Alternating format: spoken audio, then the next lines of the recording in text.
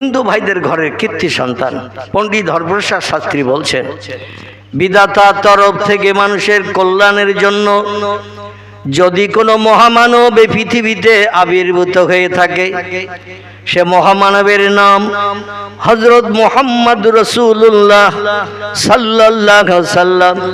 যদি কেউ বলে মুহাম্মদ রাসূলুল্লাহ বিধাতা প্রেরিত রাসূল নয়, আল্লাহর পাঠানো মহামানব নয়, আমি হরপ্রসাদ শাস্ত্রী বলছি, বিধাতার তরফ থেকে, স্রষ্টার তরফ থেকে মানুষের কল্যাণের জন্য, মানুষের উপকারের জন্য কোনো মহামানবে পৃথিবীতে কোনো দিন আবির্ভূত হয় নাই।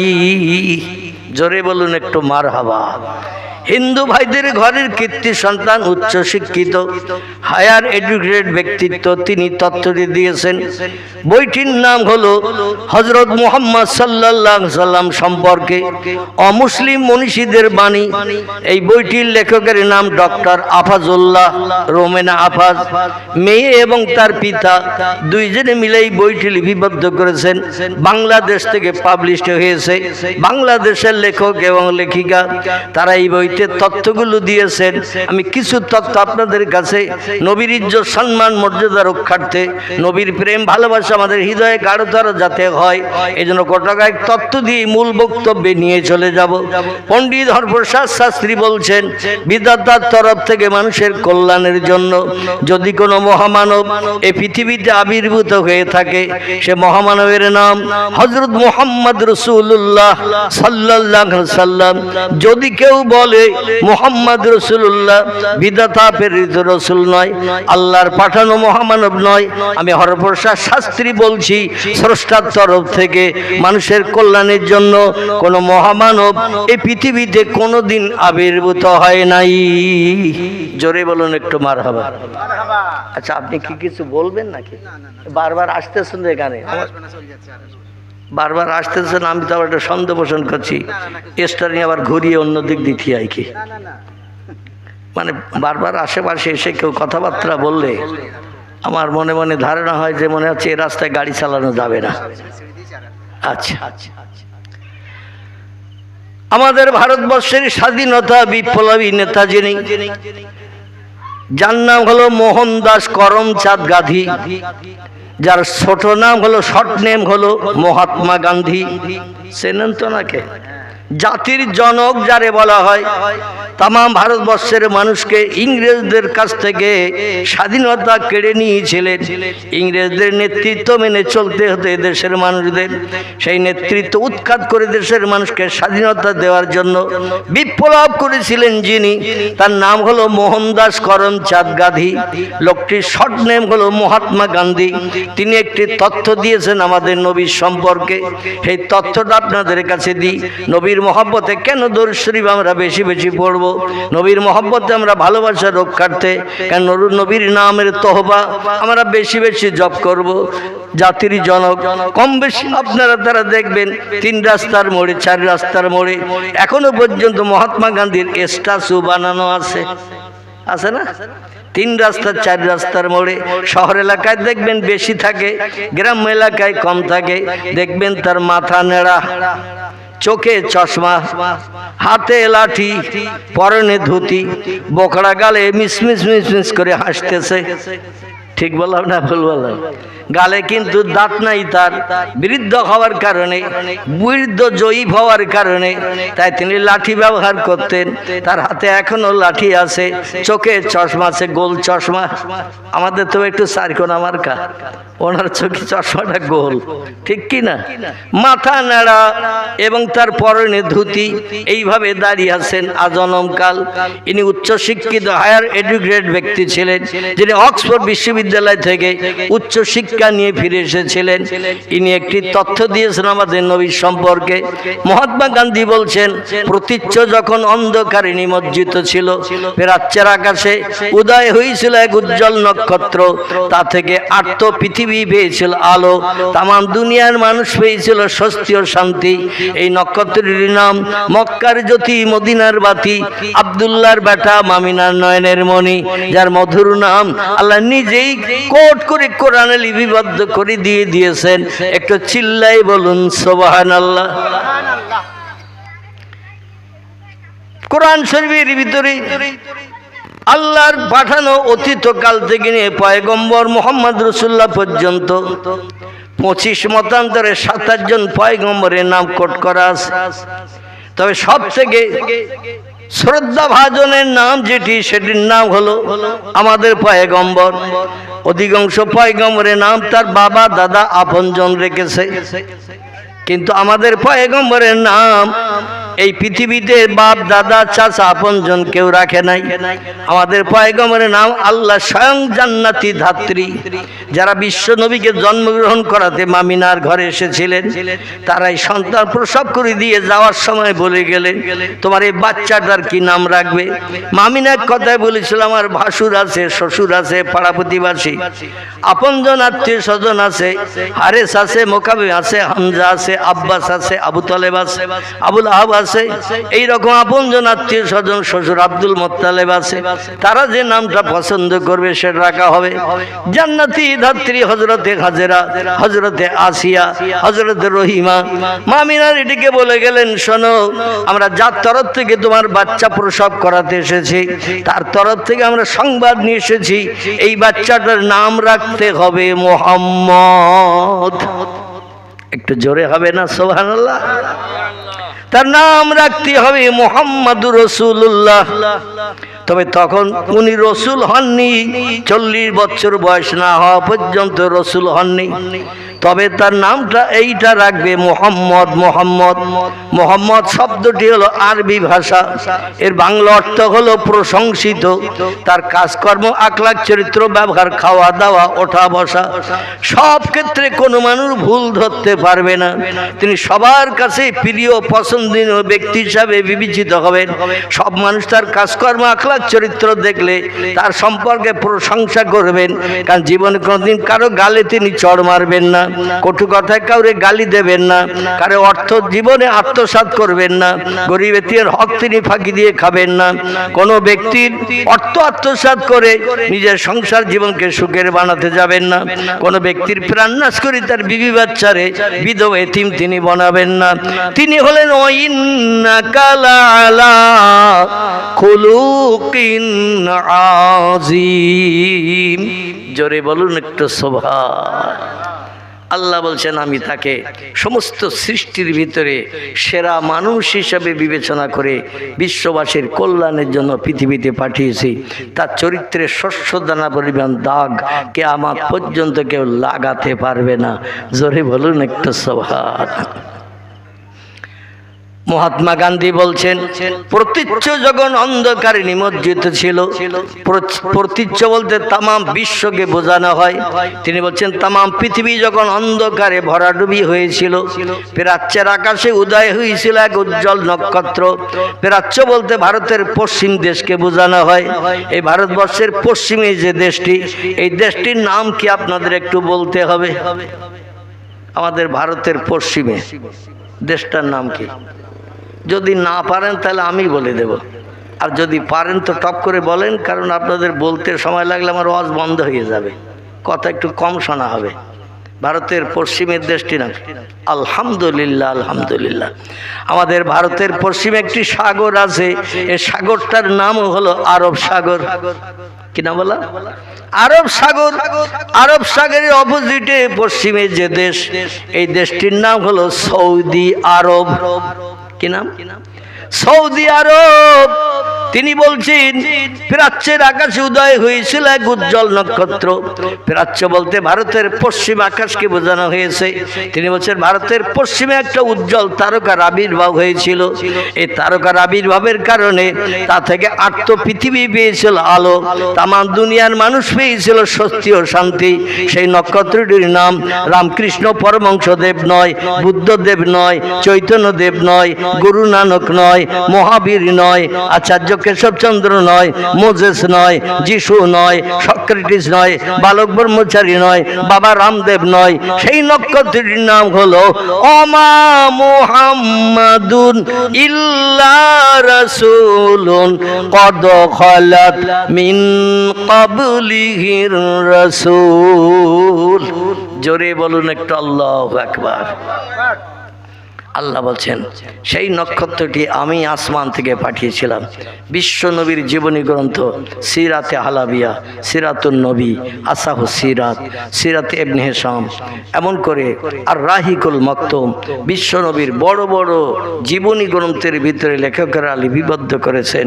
পয়গম্বর যেদিন মামিনার উদর থেকে ধরার বক্ষে এই পৃথিবীর জমিনে ভূমিষ্ঠ হন, সেদিন আল্লাহ আকাশ থেকে একটা তারকা পৃথিবীতে নামিয়েছিলেন। শুনেছেন কোনো বক্তার মুখে? তো শুনেছেন না শোনেননি? আসমান থেকে একটা তারকা, উজ্জ্বল তারকা পৃথিবীতে নামছিল রাতের বেলা। সেদিন ছিল রবিউল আউয়াল মাসের 12 তারিখ। কত তারিখ? রবিউল আউয়াল মাসের 12 তারিখ। ভোর পর্যন্ত মামিনা প্রসব বেদনায় কাতরতা বোধ করছিলেন। সন্ধ্যার পরপরই তার প্রসব বেদনা শুরু হলো। বইটির নাম হলো আর রাহিকুল মাকতুম, বিশ্ব নবীর জীবনী গ্রন্থ, মোহরাঙ্কিত স্বর্গীয় সুধা। বইটির বাংলা নাম হলো মোহরাঙ্কিত স্বর্গীয় সুধা, আরবি নাম হলো আর রাহিকুল মাকতুম।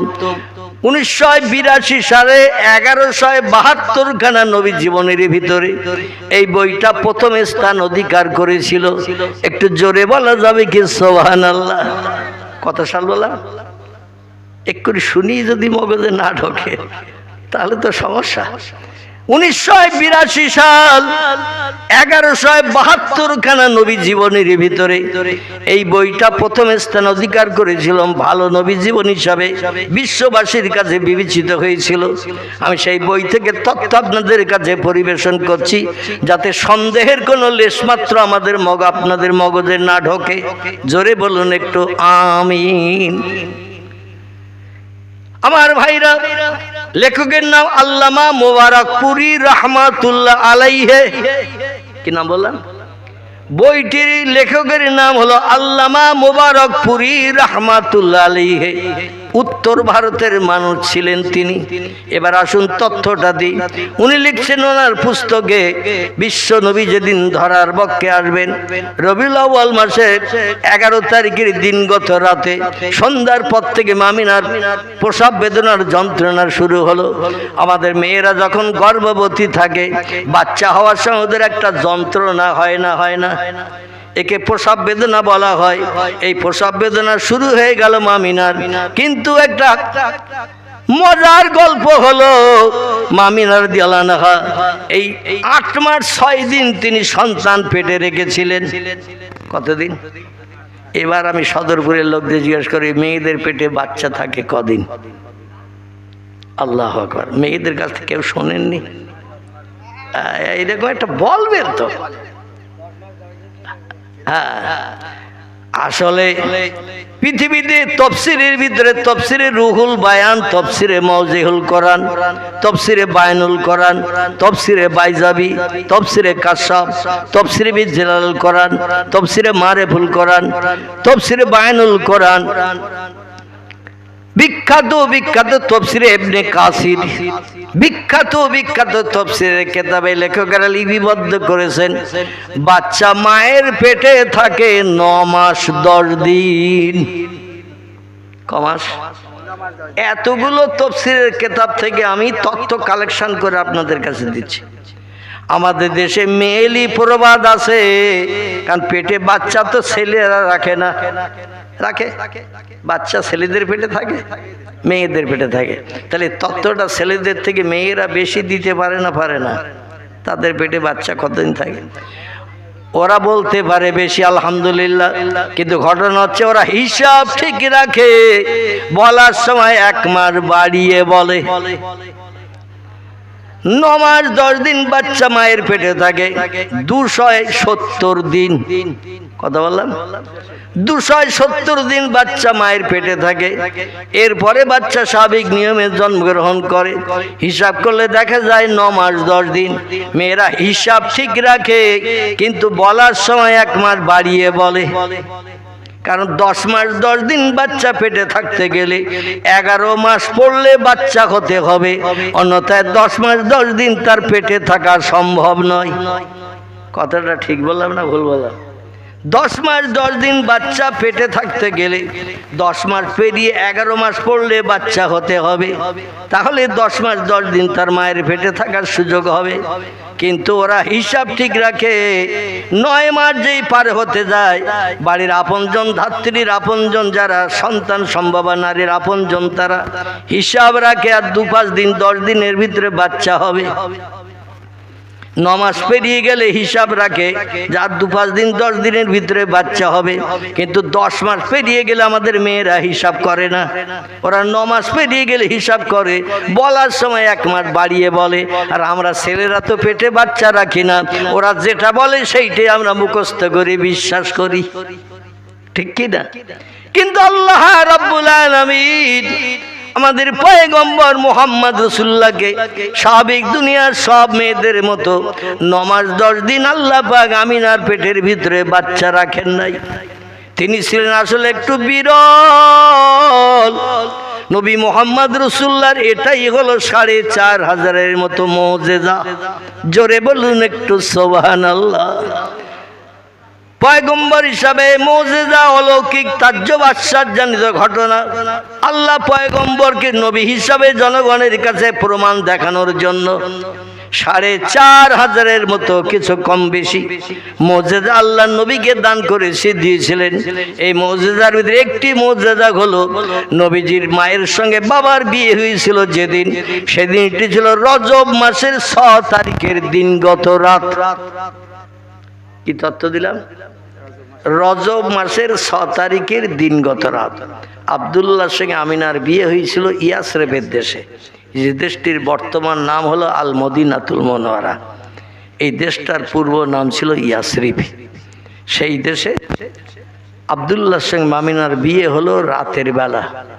বিয়ের পরে স্বামী স্ত্রী, আমাদের দেশে ফুলসজ্জা বলে না, বিয়ের পরে স্বামী স্ত্রী জীবনের প্রথম সাক্ষাৎ, গল্প গুজব, কথাবার্তা, হিন্দু আনামতে বলে বাসর রাত। ওটা আমরা কোনোদিন বলবো না, কারণ বাসর রাত ওটা বিধর্মীদের দেয়া তথ্য। আমাদের দেয়া তথ্য হলো ফুলসজ্জার রাত, জীবনের প্রথম সাক্ষাৎ একটা নারীর সঙ্গে একটা পুরুষের। আমরা দেখবেন জল বলি না, পানি বলি। আমরা কি বলি? পানি শব্দটা কিন্তু উর্দু ভাষা, কিন্তু আমরা ওটা ব্যবহার করি। আমরা ফেরেশতা বলি না, দেবতা বলি। টক টক করে বলেন, ফেরেশতা বলি। ফেরেশতা হলো ফার্সি ভাষা, কিন্তু আমরা মুসলমানেরা আমাদের ভাব প্রকাশের জন্য কিছু কিছু ভাষা উর্দু বলি, আরবি বলি। কোর্টে যখন বিচার হয়, চাচা ভাইবের, চাচাও যায়, ভাইপোও যায়। জিজ্ঞাসা যদি করে কেউ রাস্তায় চৌমাথায়, কোথায় যাচ্ছে এখন ভাই? বলছে আজকের কোর্টে বিচার আছে, দেখে হাকিম আমার পক্ষে রায় দেয় কি ভাইপোর পক্ষে রায় দেয়। জায়গা জমিনে একটু ঝামেলা চলছে 11 বছর। এ অনেকে বলে না। তো এই আমরা বিচার কার কাছে নিতে যাই? হাকিমের কাছে। হাকিম শব্দটা কিন্তু আরবি ভাষা। হাকিম শব্দ আরবি ভাষা। ইংরেজিতে যারা ম্যাজিস্ট্রেট বলা হয়, বাংলায় এর বিচারক বলা হয়। বিচারক শুনিয়ে বুঝে যে রায় দেবে, সেটা হয়তো আমার পক্ষেও যেতে পারে, ভাইপোর পক্ষেও যেতে পারে। তাহলে বাঙালি আমরা যারা মুসলমান, আমাদের ভাষা আসলে কিন্তু খিচুড়ি মার্কা ভাষা। কি মার্কা বললাম? আমাদের ভাষা হলো খিচুড়ি মার্কা ভাষা। যেমন আজকে রান্না হচ্ছে না, ডাল, চাল, কপি, আলু, মানে যখন যেটা, কুমড়ো টুমড়ো, এটা ওটা যখন যেটা হয় ওইটা দিয়ে দেখবেন একসঙ্গে করে ডাল, চাল, আলু, গোশ সব দেয় না, এরে কি বলা হয়? খিচুড়ি। আমাদের ভাষাটাই হলো খিচুড়ি মার্কা ভাষা। আমরা বিভিন্ন ভাষা থেকে আমরা কালেকশন করে আমাদের মনে ভাব প্রকাশ করি। এই জন্য হিন্দু ভাইরা যেটা বলে জল, আমরা কি বলি? পানি বলি। তাহলে আমরা যখন পানি ব্যবহার করি, উর্দু ভাষায় আমরা পানিটাই বলবো, ঠিক তো নাকি? এই জন্য আসুন এবার আসি যেখানে আমি ছেড়ে এসেছি। পয়গম্বর মুহাম্মদ রাসূলুল্লাহ সাল্লাল্লাহু আলাইহি সাল্লামের বাপের সঙ্গে মায়ের বিয়ে হলো কত তারিখ বললাম? আল্লাহু আকবার। রজব মাসের 6 তারিখের দিনগত রাত। কত? রজব মাসের 6 তারিখের দিনগত রাত। মুহররম, সফর, রবিউল আউয়াল, রবিউল সানি, জমাদুল আউয়াল, জমাদুল সানি, 7 নম্বরের মাসের নাম হলো রজব। ক নম্বর বললাম? 7 নম্বর মাসের নাম হলো রজব। এই রজব মাসের 6 তারিখের দিনগত রাত, পয়গম্বরের পিতামাতা ফুলসজ্জার রাত।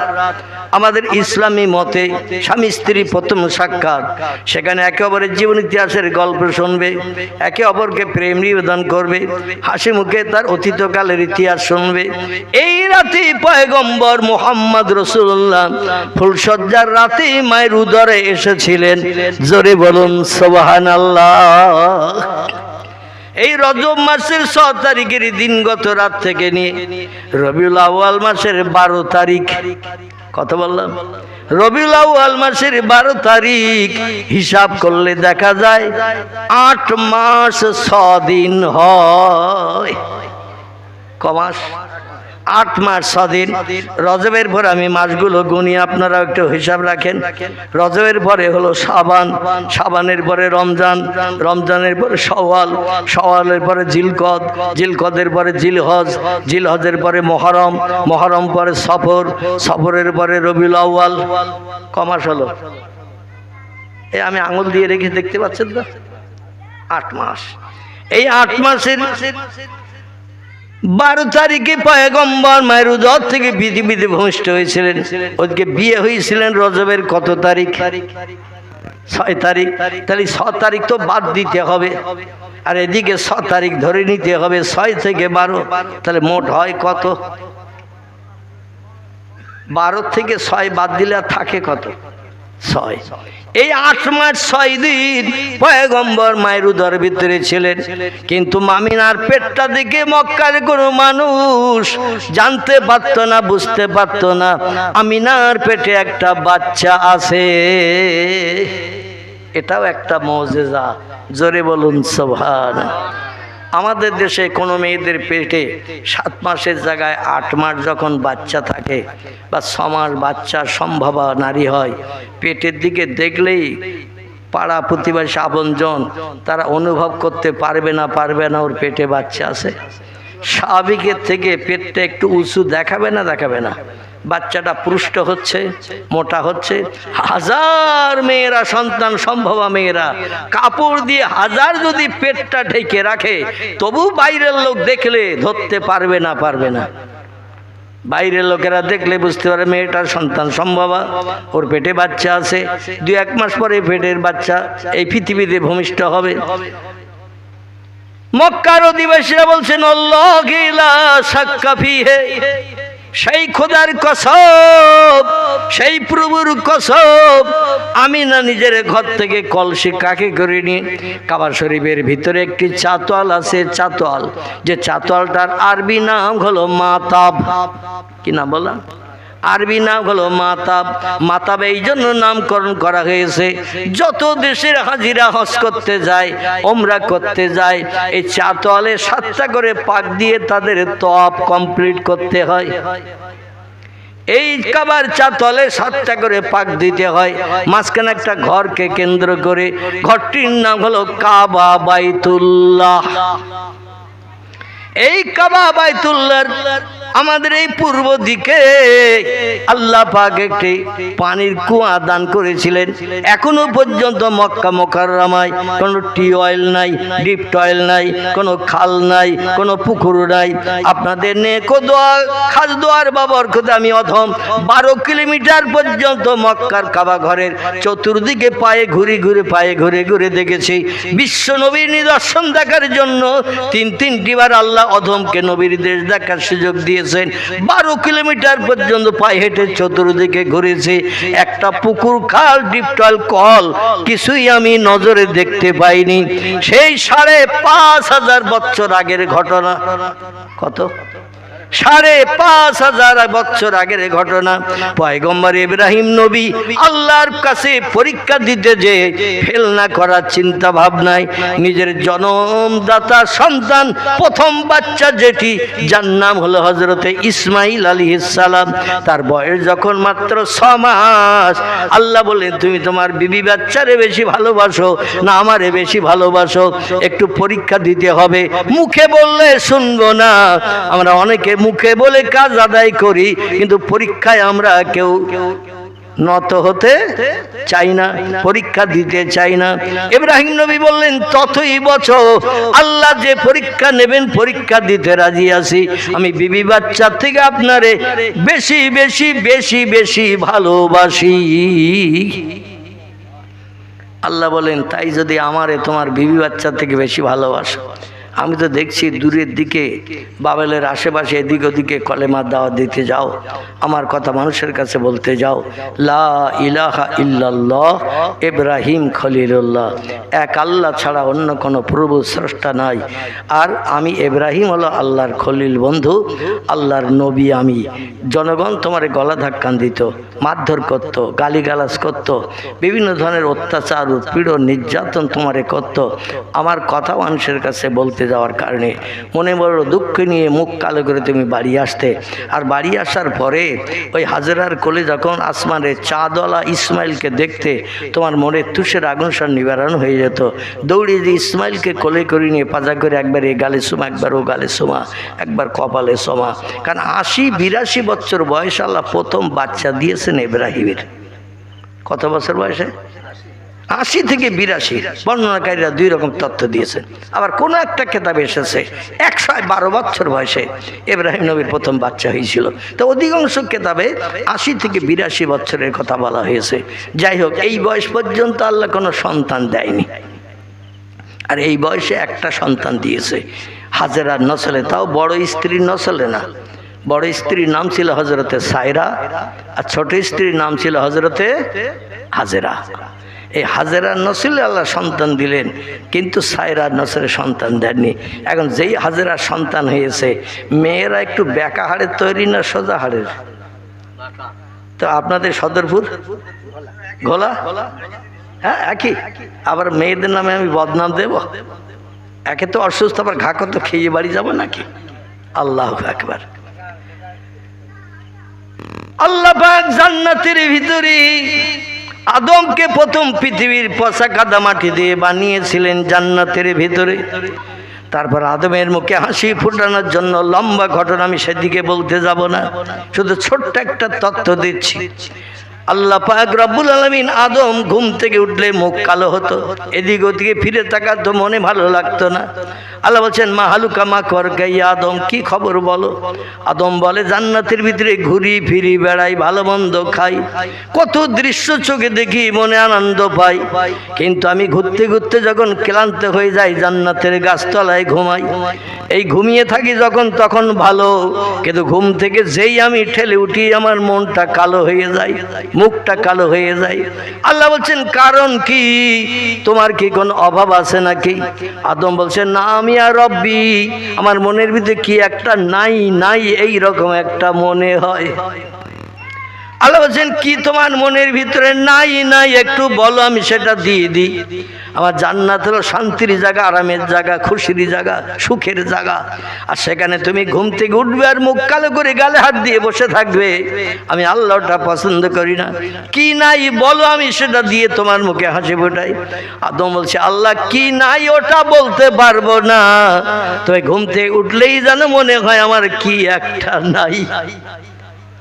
আমরা যেটা জানতে পারি না সেটা সবার আগে জানতে পারেন কে? আমরা যে জিনিসটা দেখতে পাই না সবার আগে সেটা দেখতে পান কে? আমরা যে কাজটা তাড়াতাড়ি করতে পারি না এই কাজটা সবার আগে করতে পারেন কে? সবগুলো কাজ যদি আল্লাহ করতে পারেন সবার আগে, তো আদমের কি একটা নাই নাই মনে হয় ঘুম থেকে উঠলে? এটা আল্লাহ দিতে পারে না, পারে না। আল্লাহ বলছেন আদম কি নাই বল। আদম বলছে আল্লাহ আমি কি নাই ওটা বলতে পারছি না, কিন্তু ঘুম থেকে উঠলে যেন মনে হয় কি একটা নাই। আল্লাহ বলেন যেটা তোর নাই তুই নাম বলতে পারছিস না, এবার একটু ক্লান্ত হয়ে গাছতলায় ঘুমা, তোর সেই জিনিসটা দিয়ে দেব। আমরা যেটা জানি না সেটা জানে কে? নারে তাকবীর! সেটা আমার আল্লাহ জানেন। আদম গাছতলায় ঘুমিয়ে পড়েছে, সংক্ষেপ কথা। আর আল্লাহ পাক রব্বুল আলামিন আদমের ঘুমন্ত অবস্থায় হযরত জিবরিলকে ডেকে বলেন, ইয়া জিবরিল ইজহাব, তাড়াতাড়ি করে চলে যা। আর আদম ঘুমন্ত অবস্থায় আছে, ওই অবস্থায় তার বাম পাজরের একটা হাড় বার কর।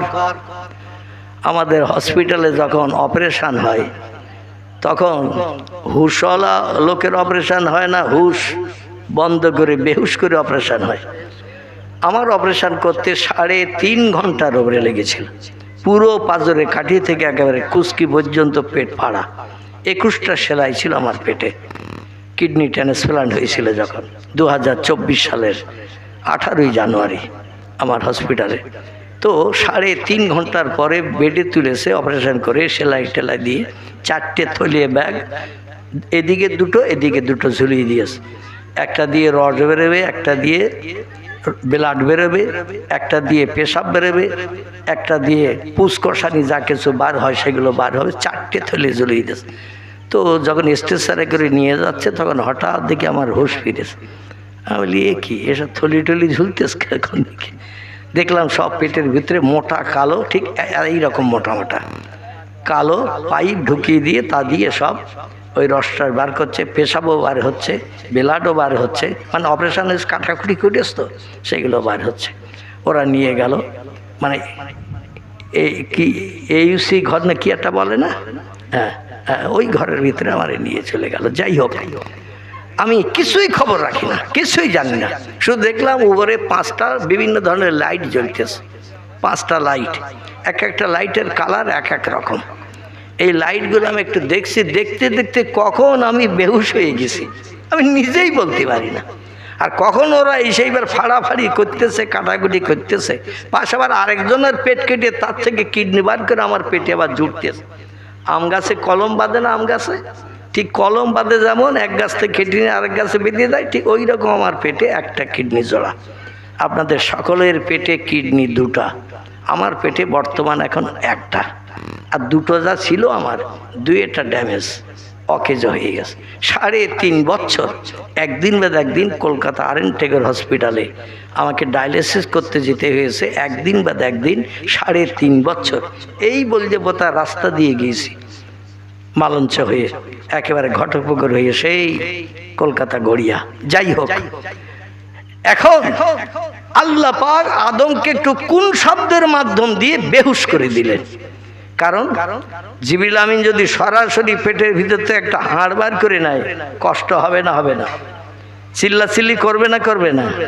এই জন্য আমাদের ডাক্তারেরা এই আদম সবিল্লার পেটের হাড় আল্লাহ যখন প্রথম সঙ্গী একজন নারী বানালেন, ওই যে একটু বেহুশ করে দিয়েছিলেন, এই বেহুশটাই পৃথিবীর বিজ্ঞানীরা পরবর্তীতে রিসার্চ করে ইনজেকশন টান করে মানুষকে বেহুশ করেন 2-3 ঘন্টা ধরে, যাতে সচল না থাকে, অচল থাকে, ও যাতে কথা বলতে না পারে।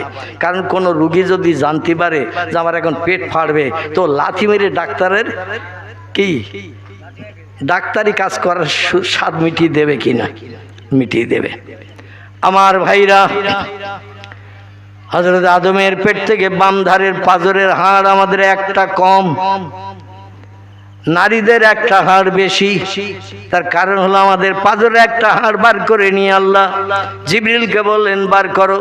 জিবরিল বললেন, ইয়া রব্বি, ও আমার প্রভু, মানুষের দেহে কত সোজা হাড় আছে, হাতের পোছা থেকে কনুই পর্যন্ত সোজা, কনুই থেকে কাঁধ পর্যন্ত সোজা, পায়ের হাঁটু থেকে নিয়ে পাতা পর্যন্ত, গোস পর্যন্ত সোজা, হাঁটু থেকে কোমর পর্যন্ত সোজা, পিঠের শির মেরুদণ্ড যেটা, এটা বেকানা সোজা, পিঠে মেরুদণ্ড হাড় সোজা সোজা, অধিকাংশ গায়ের হাড় গুলো সব সোজা। কি বলে আমাদের পার্টস আদি দামি জিনিসগুলো যেগুলো আল্লাহ ঢেকে রেখেছেন হাড় দিয়ে, এই পাথরের কাঠি দিয়ে এর ভিতরে কিছু পার্টস আদি আছে, দামি পার্টস। এগুলো আল্লাহ একটু বেঁকা হাড় দিয়ে খাঁচার মতো ঢেকে রেখেছেন। একটা হাড় বার করে নিয়ে নিলেন জিবরিল। জিবরিল বলছেন, আল্লাহ এত সোজা সোজা হাড় থাকতে আপনি কেন বেঁকা হাড় বার করতে বললেন? আল্লাহ বলেন, জিবরিল তুমি জানো না, আল্লাহু আলিমুন বিজাতিস সুদূর, আমি বান্দার অন্তরের গোপন খবরও রাখি। তোমরা যা দেখো না আমি তা দেখি। যে কাজ করতে পারো না সেটা আমি পারি, যে কথা তোমরা শুনতে পাও না সেটা আমি সবার আগে শুনি। এই জন্য আমি বেঁকা হাড় এই জন্য বার করতে বলেছি। ওই বেঁকা হাড় দিয়ে আদমের মনের দুঃখ নিবারণের জন্য, তার মুখে হাসি ফুটানোর জন্য, জান্নাত একজন সঙ্গী বানানোর জন্য আমি একটা নারী জাতি বানাবো। ওই একটা নারী জাতি বানিয়ে আদমের মুখে হাসি ফুটাবো, তবে বেঁকা হাড় দিয়ে আমি তারে বানাবো। এই জন্য বেঁকা হাড় দিয়ে বানাবো।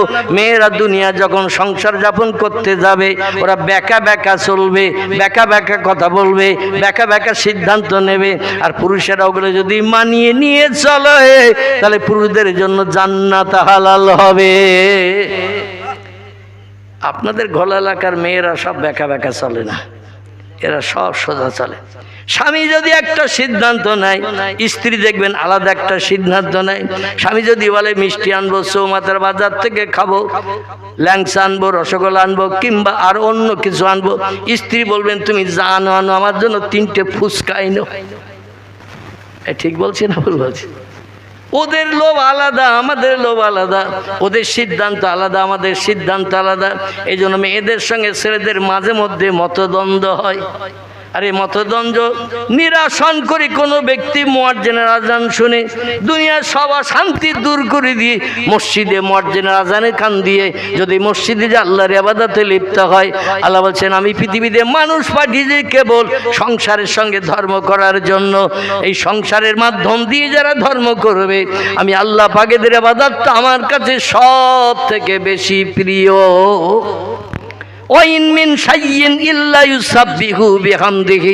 আল্লাহ বলছেন যত সৃষ্টি পৃথিবীতে চোখে দেখতে পাও, যত সৃষ্টি চোখে দেখতে পাও না, সমস্ত সৃষ্টি আমার নামের তসবিহ পড়ে, আমার নামের প্রশংসা করে। লা ইয়াফকাহুনা ইল্লা তাসবিহাহু, ওদের ভাষা তোমরা বুঝতে পারো না। ব্যাং ঘাগর ঘাগর করে, বিড়াল ম্যাও ম্যাও করে, গরু হুম্বা হুম্বা করে, ছাগল প্যাঁ প্যাঁ করে, পাখিরা কিচির মিচির করে। ওদের ভাষা কেবল আমি বুঝি, তোমরা বোঝো না, বোঝো না।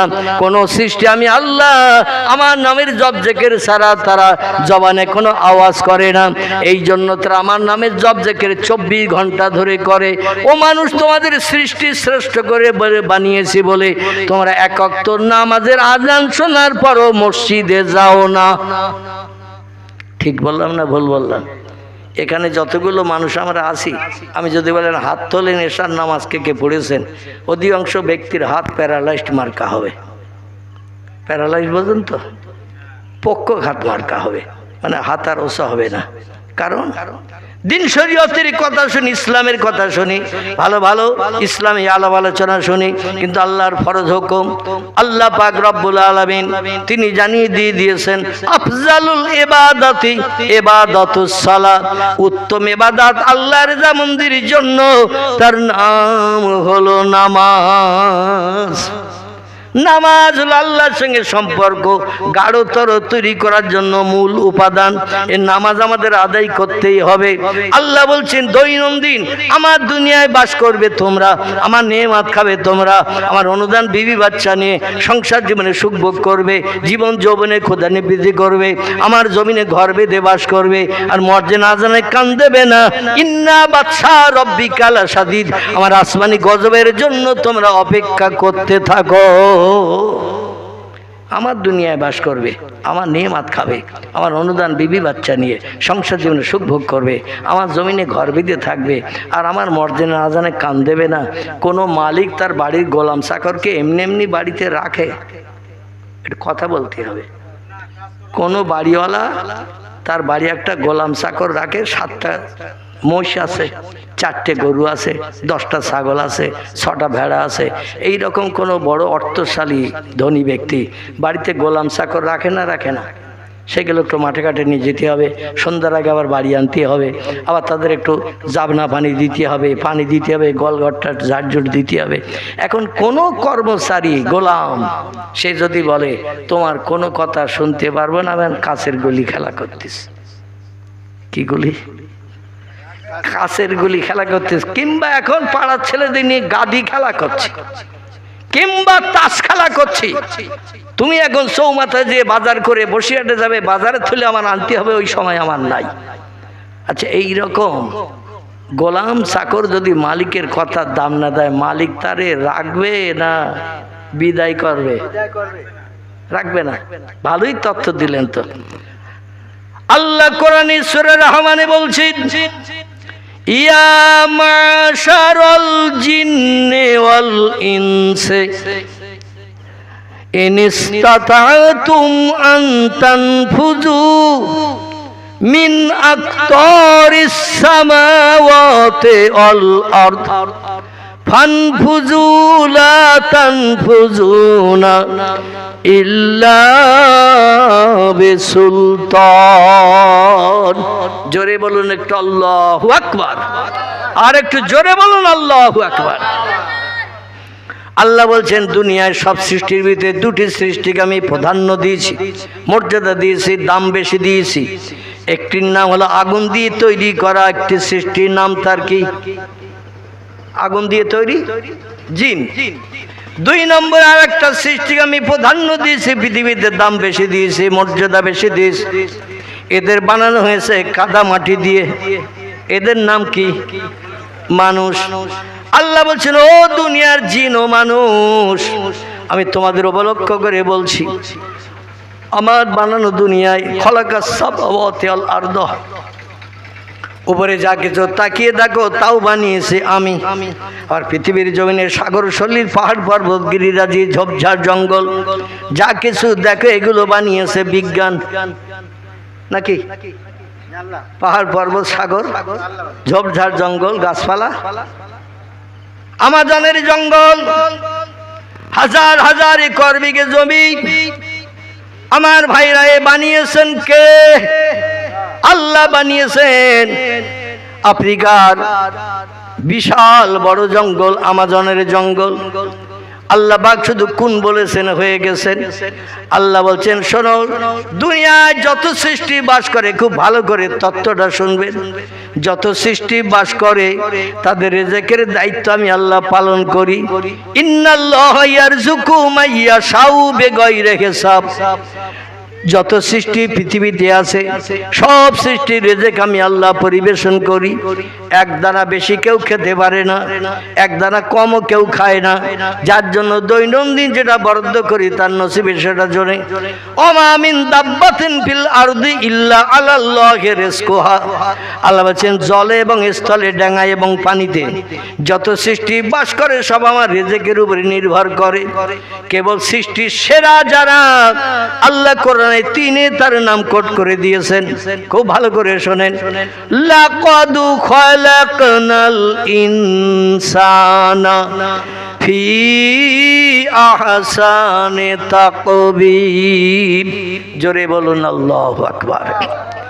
কোরআনে সূরা 3 ভিতরে আল্লাহ বলছেন, যত সৃষ্টি চোখে দেখতে পাও, যত সৃষ্টি চোখে দেখতে পাও না, সমস্ত সৃষ্টির ভিতরে সেরার মর্যাদা দিয়ে একটা সৃষ্টি বানিয়েছে। তার আরবি নাম দিয়েছে ইনসান, ইংরেজি নাম হলো ম্যান, বাংলা নাম হলো মানুষ।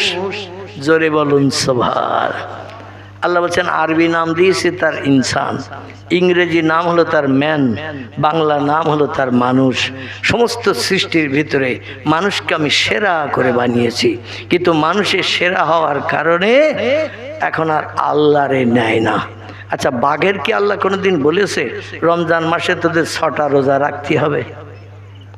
বাঘের আল্লাহ কোনোদিন বলেছে যে অন্তত 5 ওয়াক্ত নামাজ না পড়িস, মগরিবার এসা 2 ওয়াক্ত জঙ্গল থেকে দৌড়িয়ে এসে আশেপাশে যেখানে নদীর ওপার মসজিদ আছে সেখানে জামাতে অ্যাটেন্ড করিস? গোবর সাহেবের আল্লাহ কোনোদিন বলেছে, এই গোবর সাহেব তোরা রমজানের রোজা রাখবি আর এইভাবে আমার হুকুম তামিল করবি, কারণ তোরাও আমার সৃষ্টি।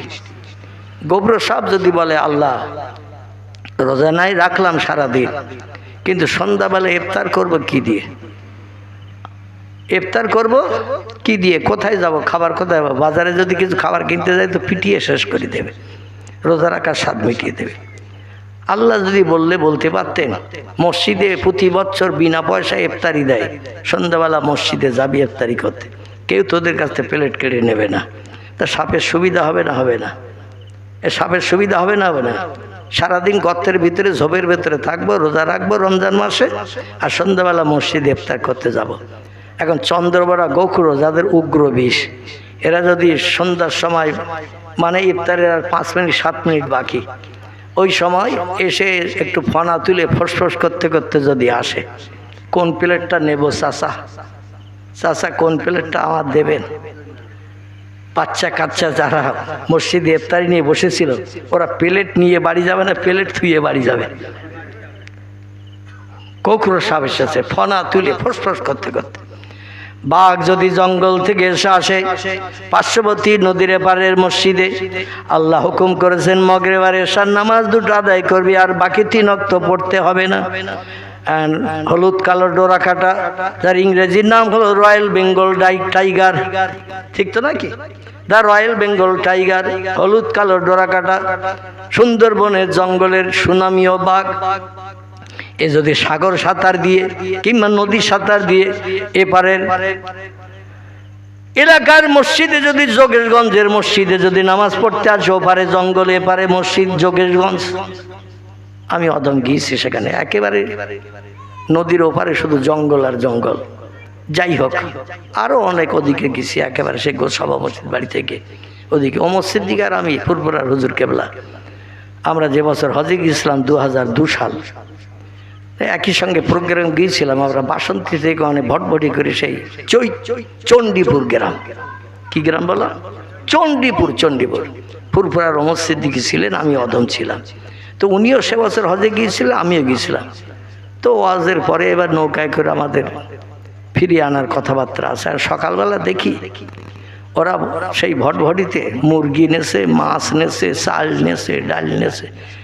ও মসজিদ দিকে 2টো মেয়েও ছিল, তখন বিয়ে হয়নি, 8 ঘড়ির মতো, 10-11 বছর বয়স। আর আমাদের মিনাখার একটা ছেলে এখনো হুজুরের সঙ্গে থাকে, ওলিয়ার তার নাম, চিনলে আপনারা চিনতে পারবেন। ওলিয়ার মিনাখাই বাড়ি, হুজুরের সঙ্গে দীর্ঘদিন থাকেন, ও শোক আছে। আমি অদম আছি। আমার সঙ্গে একজন ছিল, বর্তমানে সে আর দুনিয়ায় বেঁচে নাই, আমাদের গ্রামের ছেলে, মাওলানা আয়ুব হাসান তার নাম ছিল। সুগার হওয়ার কারণে চোখ অন্ধ হয়ে যায়, ছাদের উপর থেকে সিঁড়ি মনে করে পা ঝুলিয়ে দিয়ে পড়িয়ে কলকাতা আরজিকর হসপিটালে ইন্তেকাল করেছিল। ইন্না লিল্লাহি ওয়া ইন্না ইলাইহি রাজিউন। তো সকালবেলা ওদের নিজেদের ভটভটি, চণ্ডীপুর, বাবলু ভাই ছেলেটার নাম, ডাক নাম, বড় ধনী মানুষ, অবস্থাশালী মানুষ, নিজেরাই জলসা দেয়।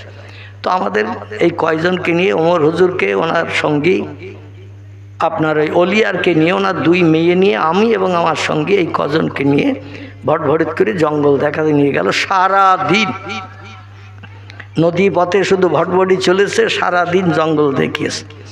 জঙ্গল দেখানোর পরে সন্ধ্যার বোধহয় ঘণ্টাখানি আগে ওরা এবার ফেরত আনছে আমাদের বাসন্তী খেয়াঘাটে, ওখানে তুলে দেবে। আমারও গাড়ি ওখানে রেখে গেছে, হুজুরেরও গাড়ি নিয়ে রেখে গেছে। এখন হুজুর কাছাকাছি এই খেয়াঘাটের কাছে এসে বলছে, বাবা আবুল কালাম। এখন জি হুজুর। বলছে সব হইলো বাবা, সে আসল জিনিস দেখা হইলো না। ও সিদ্দিক কি বলছে? আসল জিনিস কি বুঝতে পেরেছেন? বাঘ দেখায়, খড়গ দেখলাম, হরিণ দেখলাম, বুনোসদ দেখলাম, এমনকি কুমিরও পর্যন্ত সাগরের কিনারায় উপরে একটু ওরা ঠান্ডা পানি থেকে হাওয়া খাচ্ছে। অনেক কিছু দেখলাম, কিন্তু বাঘ দেখা হয়নি। বাংলা একটা প্রবাদ আছে, বাঘের লেখা আর সাপের দেখা, আছে না? সাপের দেখা, এই বাঘের লেখা, সাপের দেখা, সাপের দেখা বাঘের লেখা। বাঘ যদি কাউরে একবার দেখে, 1000 মানুষ থাকলেও তারে ধরে না, যারে দেখে পছন্দ করবে তারে ধরবে। আর সাপের লেখা যদি কারোর তকদিরে নসিবে থাকে, ও 5 তলার মাথায় থাকলেও সিঁড়ি দিয়ে উঠে সেখানে চলে যাবে। যাই হোক, এই বাঘ যদি একবার আসে মসজিদে, মুয়াজ্জিন সাহেব আজান দিয়েছো, আমরা নামাজ পড়তে এসেছি আল্লাহর হুকুম তামিল করতে, কোন কাতারে দাঁড়াবো?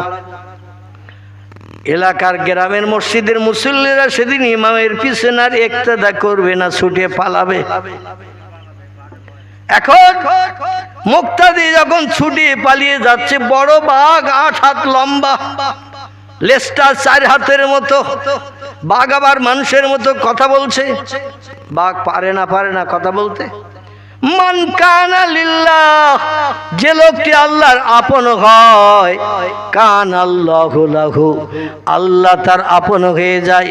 আর আল্লাহ যখন কোনো বান্দার আপন হয়ে যায়, অকুল্লা শাইয়্যিন ইয়ানফাউন নাস, পৃথিবীর সব সৃষ্টি তার হুকুম তামিল করতে বাধ্য হয়। মানুষের ভাষায় তারা কথা বলে, জোরে বলুন সুবহানাল্লাহ। জঙ্গলের হরিণ পয়গম্বরকে বলছি, ইয়া রাসূলুল্লাহ, শিকারের জালে আমার শিং বেঁধে গেছে, আর ছাড়াতে পারি না। শিকারি কখন আসবে জানি না, ধরে নিয়ে যাবে, রান্না করে গোশত পাকিয়ে খাবে। ইয়া রাসূলুল্লাহ, একটু কি দায়িত্ব নেবেন? নবী বলছেন, মা সালাকা ইয়া আইয়ুহাল আরনাব, এ হরিণ, কি তুমি বলতে চাইছো বলো। হরিণ বলছে, আমার দূরে পাহাড়ের গুহায় 2টো বাচ্চা আছে ইয়া রাসূলুল্লাহ, তাদের দুধ খাওয়ানোর জন্য আমি তৃণলতা ঘাড়ে ঝোপঝাড়ের ভিতরে খেতে এসেছিলাম। আর এই তৃণলতা ঝোপের ভিতরে শিকারি জাল পেতে রেখেছে, আমার জানা ছিল না। আর আমার শিং চারিদিক থেকে বেরিয়ে গেছে, ওই জালে এমন ভাবে জড়িয়ে গেছে, যত টানাটানি করি তত জড়িয়ে যায়। এখন আমি আর বেরোনোর কোনো লাইন পাচ্ছি না। সেখানে আসলেই তো ধরে নিয়ে যাবে, জবাই করে হাঁড়িতে রান্না করে খাবে। আমার 2টো বাচ্চা আছে ওই পাহাড়ের কিনারায়, সারাদিন তারা অনাহারা, আমার দিকে অপেক্ষায় তাকিয়ে আসি। ইয়া রাসূলুল্লাহ, যদি আপনি শিকারি আসলে তার সঙ্গে বলে এই জালের থেকে আমার একটু বার করে ছেড়ে দিতে পারেন, সেই খোদার কসম বাচ্চা 2টোর দুধ পান করিয়ে দৌড়িয়ে ছুটে চলে আসবো। অত জীবনের শেষ দেখা দেখবো, বাচ্চা 2টোর একটু দুধ পান করিয়ে চলে আসবো। নবী বলছেন, তুমি ঠিক বলছো। বলেন, নাম ইয়া রাসূলুল্লাহ। আল্লাহ নবী দাঁড়িয়ে গেলেন। শিকারি কিছু সময় বাদী এসে হাজির হয়ে গেল। শিকারীকে নবী বলছেন, ভাই শিকারি, এ জালটা কার? বলে, আমার জাল। বলে, আপনার জালে একটা হরিণ পড়েছে দেখতে পাচ্ছ? বলে, না। এই জন্যই তো খোঁজ নিতে এসেছিলাম। আজকের জাল পাতার সার্থকতা হলো, অনেকদিন কষ্ট করি, জালে কোনো পশু টশু পড়ে না, আজকের একটা হরিণ পড়েছে মানে আমি খুব খুশিতে বাগবাগ। নবী বললেন, শোনো বাবা, এই হরিণটা একটু চলে যাবে, তার 2টি বাচ্চা আছে পাহাড়ের গুহার ভিতরে, তাদের একটু দুধ পান করিয়ে আসবে আর বিদায় নিয়ে আসবে, যাতে সারা জীবন আর তাদের সঙ্গে দেখা হবে না। তুমি হরিণটার মনোবাঞ্ছা পূর্ণের জন্য একটু কি ছেড়ে দিতে পারবে বাবা? শিকারী বলছে, মুহাম্মদ, তোমার মতো পাগল লোক তো পৃথিবীতে আর 2টো নাই।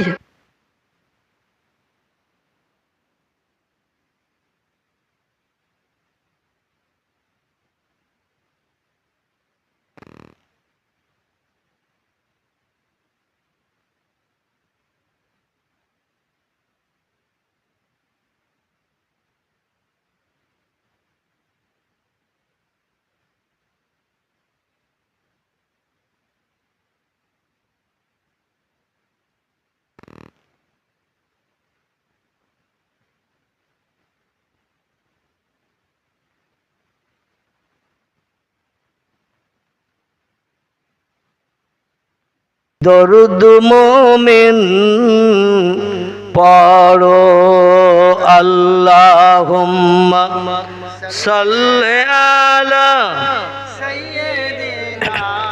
মাওলানা মুহাম্মদ ওয়া আলা আলি সাইয়্যিদিনা।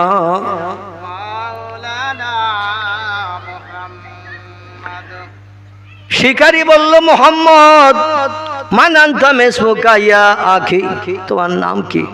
রাসূল বললেন, ইসমি মুহাম্মদ, আমার নাম হলো মুহাম্মদ রাসূলুল্লাহ।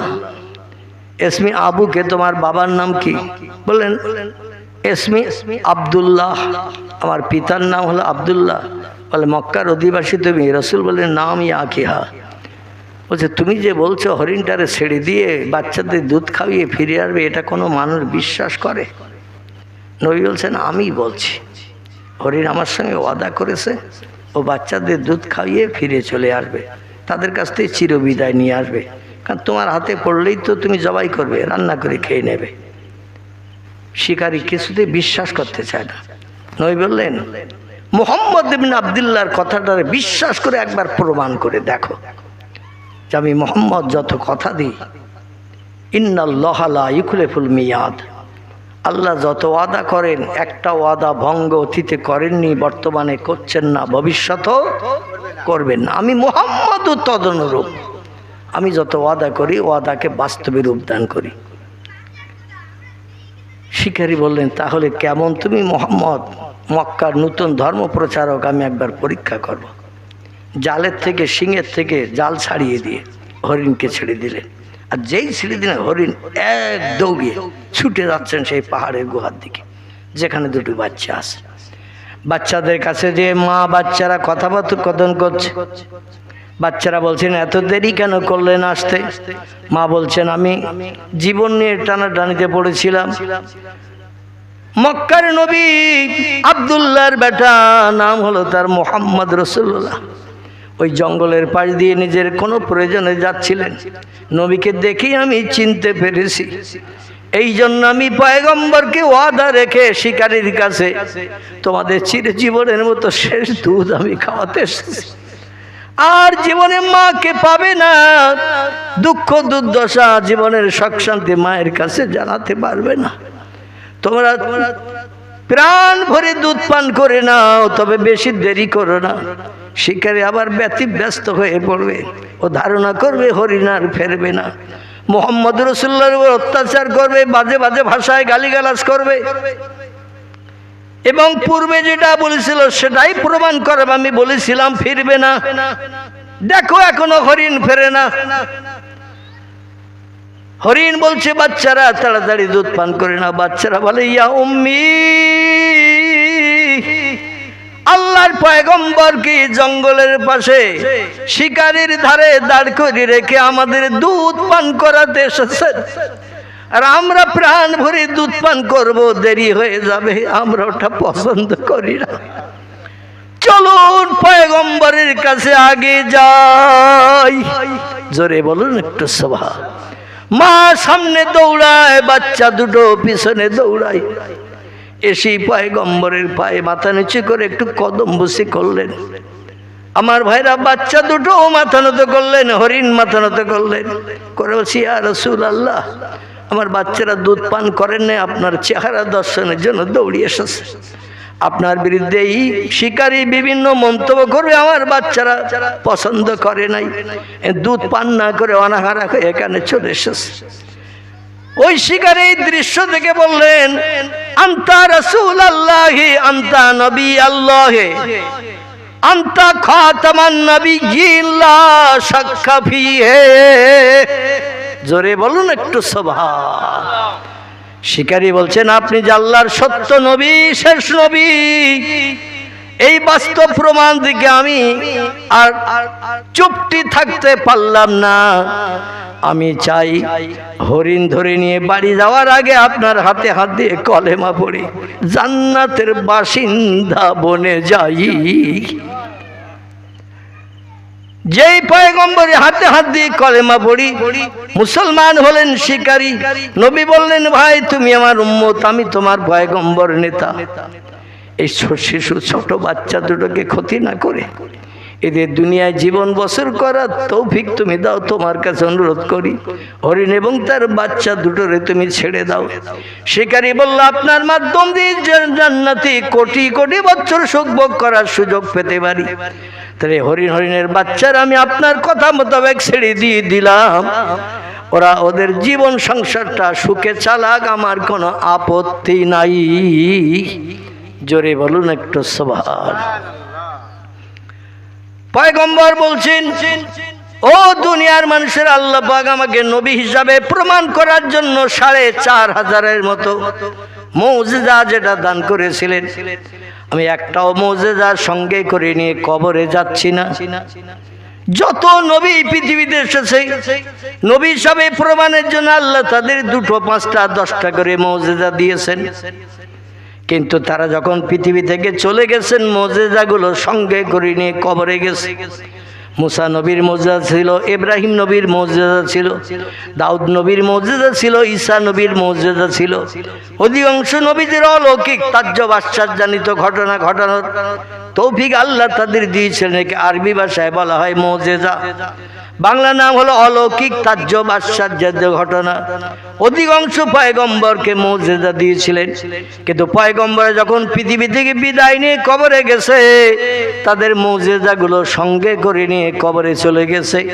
উম্মতদের জন্য একটাও মুজিজা রেখে যায় নাই। কিন্তু আমাদের পয়গম্বর কত বড় দয়ার সাগর, করুণার আধার, কত বড় উম্মত ভক্ত। তিনি বলছেন, আল্লাহ পাক মানুষের কাছে আমাকে নবী হিসাবে প্রমাণের জন্য কম বেশি ৪৫০০-এর মতো মুজিজা দান করেছেন। একটি মুজিজা, মক্কার কাবা ঘরের দক্ষিণ পূর্ব কর্নারে এখনো গেলে একটা পাহাড় দেখতে পাবেন। পাহাড়টির নাম হলো আবু কোবাইস। কি নাম? আবু কোবাইস পাহাড়। এই পাহাড়ের মাথায় পয়গম্বর মক্কার আবু জেহেল, আবু লাহাব, উমাইয়া বিন খালদ, আবু সুফিয়ান, উতবা, উতাইবিয়া, শাইবা, ইকরামা, নাজ্জার থেকে শুরু করে বড় বড় লিডারদের সঙ্গে করে এই পাহাড়ের মাথায় উঠেছিলেন। উঠে শুধু আঙুলটা লম্বা করে বলেছিলেন, ইয়া আইয়ুহাল কামার, আকাশের চাঁদ, আমি যদি সত্য নবী হয়ে থাকি, সাক্কাল কামার, মাঝখান থেকে দ্বিখণ্ডিত হয়ে দুই দিকে দুভাগ হয়ে যাও। জোরে বলুন একটু সুবহানাল্লাহ। নবীর আঙুল লম্বা করে বলতে দেরি, কিন্তু আল্লাহর চন্দ্র দ্বিখণ্ডন করতে দেরি হয়নি। জোরে বলুন একটু সুবহানাল্লাহ। কারণ নবী বলছেন, মান কানা লিল্লাহ, যে লোকটি আল্লাহর আপন হয়ে যায়, কান আল্লাহু লাহু, আল্লাহ তার আপন হয়ে যায়। আর আল্লাহ যখন কোনো বান্দা বান্দির আপন হয়ে যায়, পৃথিবীর সব সৃষ্টি তার বন্ধু হয়ে যায়। চন্দ্র দ্বিখণ্ডন করে দিলেন। মক্কাবাসীদের বলল, মা তারাই আমিয়া জাদ্দি আখি, ও পাড়ার দাদারা, চাচারা, ভাইরা, কি দেখছো উপরের দিকে? ওরা বলছে, মোহাম্মদ যেটা বলছিলাম তুমি সেটা করে দেখিয়েছো, তাই দেখছি। নবী বললেন, তাহলে আমি পয়গম্বর কিনা বলো। ওরা বলছে, হঠাৎ চাঁদ দুটুকরো করেছে বলে তোমার পয়গম্বর বলে মানতে হবে, বিশ্বাস করা যাবে না। নবী বললেন, তাহলে? বলে, 1 সপ্তাহ সময় দিতে হবে, চিন্তা ভাবনা করবো, তারপরে রায় বার করবো। এইভাবে নবীজি হাজার হাজার প্রমাণ দেখিয়েছিলেন। কিন্তু আল্লাহ কোরআনে বলছেন, মাইয়াহদিহিল্লাহু ফালা মুদিল্লা লাহু ওয়া মাইয়ুদলিলহু ফালা হাদিয়া লাহু। আল্লাহ বলছেন, হাবিব আপনি যত চেষ্টা করেন মক্কাবাসীদের কলেমা দাওয়াত দিয়ে ইসলাম গ্রহণ করানো, আমি যাদের হেদায়েত দেই তারা হেদায়েত প্রাপ্ত হয়। আমি যাদের হেদায়েত দিই না, তুমি হাজার চেষ্টা করলেও তোমার কলেমা ওরা গ্রহণ করে মুসলমান হবে না। আল্লাহ কোরআনে বলছেন। হাবিব নবীর থেকে বড় ওয়াইজিন আর কে আছে একটু বলেন তো দেখি। ইসলাম শরীয়তের, দিন শরীয়তের ভালো কথাবার্তা বলার মতো মানুষ পয়গম্বর মোহাম্মদ রসুল্লাহ ছাড়া আর কে আছে বড় ওয়াইজিন? দুনিয়ায় আর কেউ নাই। কিন্তু তার ওয়াজ তার চাচা শোনেনি। এক চাচার নাম আবু লাহাব, এক পাড়া প্রতিবেশী চাচার নাম আবু জেহেল। এইভাবে উতবা, উতাইবিয়া, শাইবা, ইকরামা, আবু সুফিয়ান, নাজ্জার, এরা বাড়ির পাশের মানুষ, কলেমা কেউ পড়েনি। তাহলে বর্তমান এই যুগের মৌলবীরা ওয়াজ করলে যে মানুষ সব হেদায়েত হবে, এটা মানা যাবে? হেদায়েতের দায়িত্ব কার হাতে? আল্লাহর হাতে। এইটা বিশ্বাস করবে যে আগের যুগে ওয়াজ নসিহত কম হতো, লোক হেদায়েত হতো। অনেকে বলে না, বুড়ো চাচা, দাদা দাদা বলে না, কিন্তু আসলে হেদায়েতের দায়িত্ব আমার আল্লাহর হাতে। বক্তার বলার কর্তব্য, বক্তা বলে যার হৃদয়ে আমার ভাইরা চুম্বকের মতো কানেকশন করবে, সেই লোকটি মদ, গাঁজা, সুদ, ঘুষ, এমন করে সিনেমা, যাত্রা, থিয়েটার, অবৈধ নারীদের নিয়ে বেবিচারি থেকে শুরু করে মানুষ মার্ডার থেকে শুরু করে, মানুষের মন যদি নরম হয় চুম্বকের কানেকশনের মতো, লোহার পাশে চুম্বক ধরলে ওই চুম্বকে যেমন লোহাটা ক্যাট করে টেনে নেয়, কোন বক্তার কথায় কার অন্তরটা গলে যাবে এটা আল্লাহ ছাড়া কেউ জানে? জানে না। এজন্য কোনো বক্তাদের নামে দোষ দিয়ে লাভ নাই। আমার ভাইরা, আল্লাহ যার অন্তরে মোহর মেরে দিয়েছেন, খতমাল্লাহু আলা কুলুবিহিম ওয়া আলা সামইহিম ওয়া আলা আবসারিহিম গিশাওয়াতু ওয়া লাহুম আযাবুন আলীম, আযাবুন আযীম। আল্লাহ পাক বলছেন, যাদের অন্তরে মোহর মেরে দিয়েছে, হাজার ভালো ভালো উপদেশের কথা বললো তারা শুনবে না। যাদের চোখে আমি আল্লাহ মোহর মেরে দিয়েছি, ভালো জিনিস তারা দেখবে না। যাদের কানে মোহর মেরে দিয়েছি, ভালো কথা তারা শুনবে না। তারা শুনবে শুধু গান, এপারে আমি ওপারে তুমি, মাঝখানে নদী ওই বইয়ে চলে যায়। আছে না এরকম গান? আল্লাহু আকবার। ওরা শুনবে শুধু গান, আর মোবাইলে শুধু চ্যানেল ঘোরাবার, মাঝে মাঝে বাম্পারে হোঁচট খাবে, ক্ষয়ের মাথায় অ্যাক্সিডেন্ট খাবে, নখ উল্টে যাবে। কিন্তু আল্লাহওয়ালা মানুষের কথার দিকে কান দেবে না, কারণ ওদের অন্তরে ইবলিস শয়তান পাকাপাকি মোহর মেরে বন্ধ করে দিয়েছে। আসুন খুব সংক্ষেপ কথা বলি। পয়গম্বর মুহাম্মদ রাসূলুল্লাহ বলছেন, আল্লাহ যত মুজিজা আমাকে দিয়েছেন, আমি একটাও মুজিজা সঙ্গে করে নিয়ে অন্য নবীদের মতো কবরে নিয়ে চলে যাচ্ছি না। আমার টোটাল মুজিজাগুলো আমার উম্মতের জন্য আমি রেখে গেলাম। আমার উম্মতেরা যদি চেষ্টা চতুর চালায়, আমার এই মুজিজাগুলো বাস্তবে রূপ দান করে তারা পৃথিবীতে মানুষকে দেখিয়ে দিতে পারবে। নবী বলছেন, একটা মুজিজা আমি কবরে নিয়ে যাইনি, মদিনার কবরে সব উম্মতের জন্য রেখে যাচ্ছি। কিয়ামত পর্যন্ত আমার উম্মতরা পৃথিবীতে থাকবে। এরা আমার মুজিজা ব্যবহার করে জীবনে যদি লাভবান হতে চায়, অবশ্যই লাভবান হতে পারবে। তবে শর্ত হলো একটা, এই মুজিজা বাস্তবে রূপদান করতে গেলে একটু আল্লাহওয়ালা, আল্লাহ প্রেমিক, খোদা ভক্ত হতে হবে। যে লোকটি আল্লাহর হয়, আল্লাহ তার হয়। যে লোকটি শয়তানের হয়, শয়তান তার হয়। ঠিক তো নাকি? সেইটা ঠিক। আমার ভাইরা, আসুন এবার আপনাদের কাছে আমি বক্তৃতার শেষ লগ্নে একটু তথ্য দিই। আপনাদের এখানকার যে ব্যক্তির উদ্দেশ্য নিয়ে আজকের এই কোরআনী মজলিস, সুফি মঈনুদ্দিন সাহেব, তো নাকি? সুফি মঈনুদ্দিন সাহেব, আমি এখানে এসেও শুনলাম তার অলৌকিক কারামাতের কথা। নবীদের জন্য যেটা মুজিজা, ওলিদের জন্য সেটাকে বলা হয় কারামাত। উদ্দেশ্য নাম হলো দুটি, জিনিস হলো একটি। নবীদের জন্য যেটা বলা হয়েছে মুজিজা, ওলিদের জন্য সেটা বলা হয় কারামাত।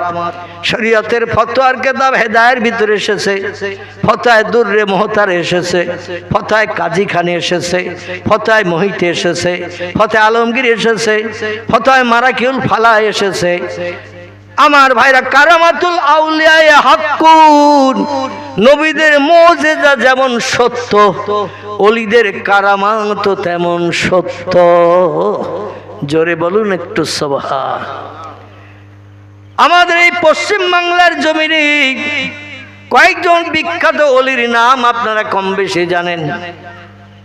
আমি খুব লম্বা দূর থেকে টানতে যাব না, কারণ দেখতে দেখতে 2 ঘন্টার কাছাকাছি হয়ে গেছে, এখনো মিলাদ কিয়াম দোয়া বাকি। এই জন্য আমি সংক্ষেপ করে একটু তথ্য দেব। আমাদের কলকাতার মানিকতলায় জমিনে একজন ব্যক্তি কবরস্থ হয়ে আছেন। লোকটার নাম কি? আলহামদুলিল্লাহ, আলহামদুলিল্লাহ। তার নামটা আপনাদের মগজে স্মরণে আছে, এটাই শুনে আমি খুব ধন্য হলাম। আল্লাহু আকবার। সম্ভবত অঘ্রাণ মাসের 20 তারিখ তার বাৎসরিক উরুস শরীফ ইসালে সওয়াবের মাহফিল হয়। ইনার নাম ছিল রসুলে নোমা। যখনই মনে করতেন চোখ দুটো বন্ধ করলে আল্লাহর নবীর সঙ্গে তার সাক্ষাৎ হতো। জোরে বলুন সুবহানাল্লাহ।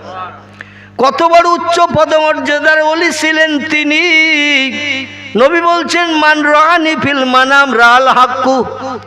পৃথিবীর যে কোনো ব্যক্তি স্বপ্ন যোগে, ঘুমের ঘরে আমাকে একটা বার যদি দেখার সুযোগ পায়, সে আমার সত্য দর্শন করলো। আর যে লোকটা আমার একটা বার ঘুমের ঘরে দর্শন করলো, আল্লাহর 7খানা জাহান্নাম তার জন্য হারাম হয়ে গেল। 8খানা জান্নাতের যে কোনো দরজা দিয়ে জান্নাতে ঢোকার পারমিশন পেয়ে গেল। আর একটু জোরে বলুন।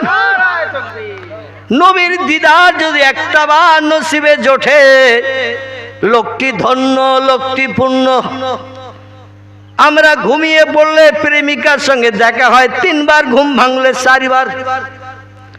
প্রেমিকের সঙ্গে ঘুম ভাঙলে মেয়েদের দেখা হয় 5 বার 7 বার। নবী বলছেন যে চিন্তা ভাবনা করতে করতে আমার উম্মতরা সন্ধ্যার প্রাক্কালে খাওয়া দাওয়া করে যখন বিশ্রামে যায়, যে চিন্তা ভাবনা করতে করতে ঘুমায়, ঘুমিয়ে পড়লেই ওই স্বপ্নটা তার নসিবে জুটে যায়। যে চিন্তা করতে করতে মানুষ ঘুমায়, দেখুন অধিকাংশ দিন ওই স্বপ্নটাই তার নসিবে জুটে যায়।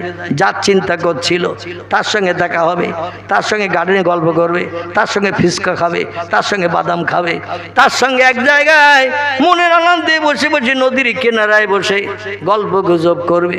যেই ঘুম ভেঙে যায় দেখে সেটা সেটাই একা। ঠিক বললাম না ভুল বললাম? যেই ঘুম ভেঙে যায় সেটা সেটাই একা। যত সময় ঘুমিয়ে থাকে মনের মানুষকে কাছে পায়, কত গল্প গুজব খাওয়া দাওয়া হয়, কিন্তু যেই ঘুম ভেঙে যায় তখন আর কেউ নাই। এই স্বপ্ন হলো আমাদের আল্লাহর স্বপ্ন হলো সত্য।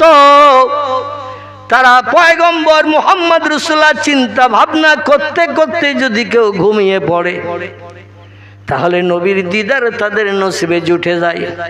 নাসাই শরীফের হাদিসে পয়গম্বর বলছেন, জীবনে যদি আমার দিদার আমার ইন্তেকালের পরে একটা বার তোমরা করতে চাও, তা রাতের বেলা খাওয়া দাওয়া সেরে যখন বিছান সজ্জায় শায়িত হতে যাবে, হাদিসটা খুব ভালো করে শুনুন, রাতের বেলা খাওয়া দাওয়া সেরে যখন দেহের ক্লান্তি দূর করার জন্য বিছান সজ্জায় শায়িত হতে যাবে, একটু ডান কাঁধে কাত হয়ে বালিশে মাথা দিয়ে শুয়ে পড়বে। কোন কাঁধে? ডান কাঁধে কাত হয়ে বালিশে মাথা দিয়ে শুয়ে পড়বে।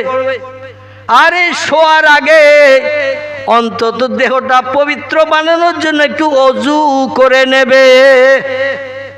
কিন্তু আমরা খাওয়া দাওয়ার পরে বিড়ি খাই 3টে, সিগারেট খাই 1টা, তেরঙ্গা, খৈনি, গুটকা, আরো কত কিছু আছে। আল্লাহ গোনা মাফ করুক, জীবন আমি কোনোদিন হাতে পর্যন্ত করি নাই, পানের খিলিও হাতে ধরি নাই। দেখতে দেখতে 41 বছর চলছে, আমি চায়ের কাপও হাত দিই না। এই বর্তমান 41 বছর চলছে, 1985 সাল থেকে নিয়ে চায়ের কাপে আমি হাত দিই না। এই জন্য দিই না যে কাপে মদখোর খায় ওই কাপে মৌলবীকেও দেয়, যে কাপে সুদখোর খায় ওই কাপে মসজিদের মুয়াজ্জিনেরও দেয়, একই কাপে। ঠিক বলছি না ভুল বলছি? দোকানদার আলাদা কাপ কি ইমামের জন্য রেখেছে নাকি? রাখেনি। মুয়াজ্জিনের জন্য রেখেছে, যে প্রতিদিন 5 বার আল্লাহু আকবার আল্লাহু আকবার মহান মাবুদের নামের আওয়াজ ধ্বনি তুলছে। হাসরের মাঠে সমস্ত মানুষের ভিতরে মুয়াজ্জিনকে আল্লাহ মাথা উঁচু করে নূরের টুপি মাথায় দিয়ে উঠাবেন। জোরে বলুন একটু সুবহান। মুয়াজ্জিনের কপালে নূরের চমক জ্বলবে।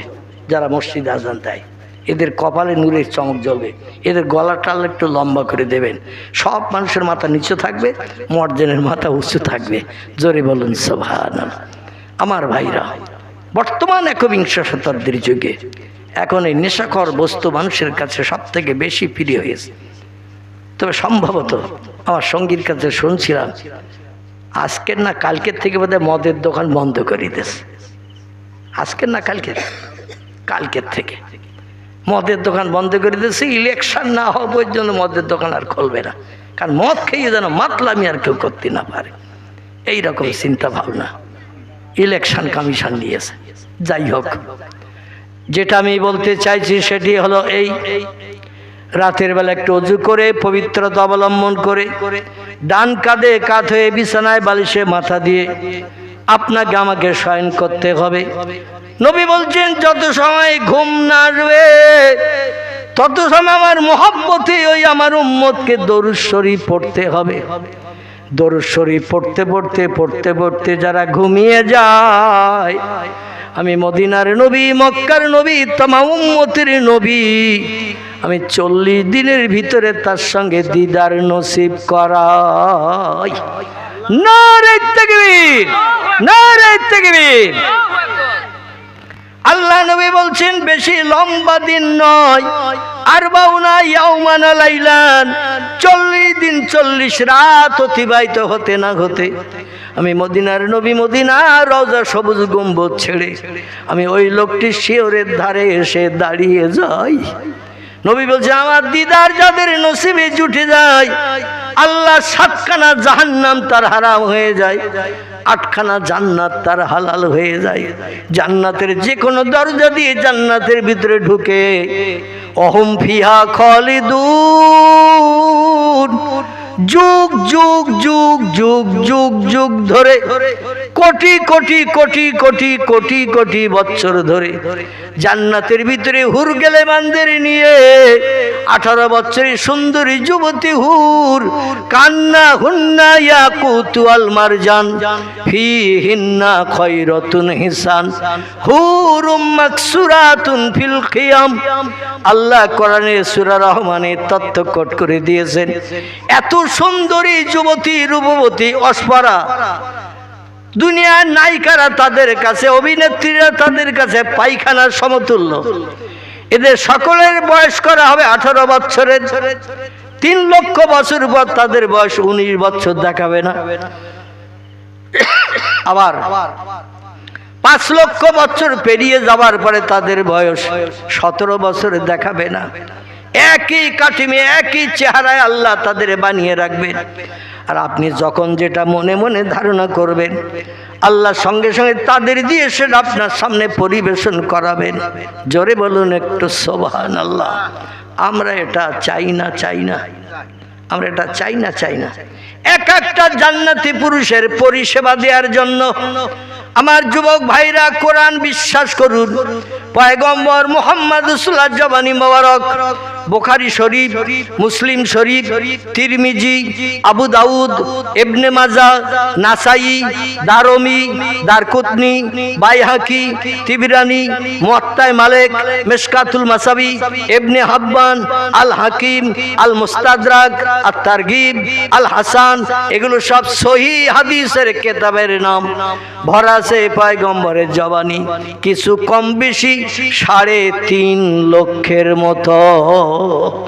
কতটা বললাম? 3.5 লক্ষের মতো নবীর জবানি লেখকেরা কিতাবের পৃষ্ঠায় ভরে রেখেছেন। আজও পর্যন্ত 1450 বছর হয়ে গেল পয়গম্বরের একটা জবানি এখনো পর্যন্ত কেউ মিথ্যা বানাতে পারেনি। এই জন্য সেই বিশ্বাস স্থাপন করুন। দুনিয়ার তুচ্ছ 65 বছরের জিন্দেগির জন্য, 72 বছর বেঁচে থাকার জন্য ইবলিস শয়তানের অনুসর না হয়ে, ইবলিস শয়তানের অনুগামী না হয়ে, মদ না খেয়ে, সুদের ব্যবসা না করে, মিথ্যা কথা না বলে, চুরি ডাকাতি না করে, ছিনতাই গুন্ডামি না করে, অপরের অর্থ আত্মসাৎ না করি, গরিব এতিমের হক ফাঁকি দিয়ে না খেয়ে, কোনো ব্যক্তির প্রাণ নাশ করে তার বিবি বাচ্চারা বিধবা এতিম না বানিয়ে কোরআন হাদিসের মান্যতা একটু দিন। অবশ্যই সুফি মঈনুদ্দিন সাহেবের মতো আপনিও মরণের পরে আল্লাহর জান্নাতি নাজ নেয়ামত কবরে কিয়ামত পর্যন্ত পেতে থাকবেন। জোরে বলুন একটু আমিন, আরো জোরে বলুন একটু আমিন। আমি আর লম্বা করব না, কারণ দেখতে দেখতে 2 ঘন্টার উপরে হয়ে গেছে। এখনো দোয়া সাবরে সানি বাকি। আসুন পয়গম্বর মুহাম্মদ রাসূলুল্লাহ শানে এই ঘোলা গ্রাম থেকে দাঁড়িয়ে দাঁড়িয়ে একটু সোনার মদিনায় হায়াতুন নবী, জিন্দা নবী, তার জন্য একটু আমরা সাবরে সানি উদ্দেশ্য নিয়ে নবীজির মহব্বত একটু সালাম কিয়াম পেশ করি। সকালে উঠে দাঁড়ান। ইয়া নবী সালাম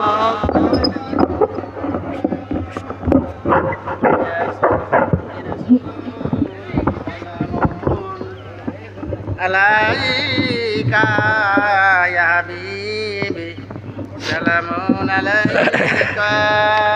আব্দুল্লাহ হাবিবের পিতা,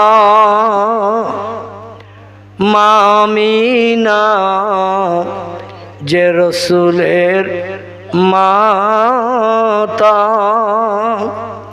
আবু জেহেল শুনল না যার কথা, সালাম লও পড়ি হে থাইয়া নবী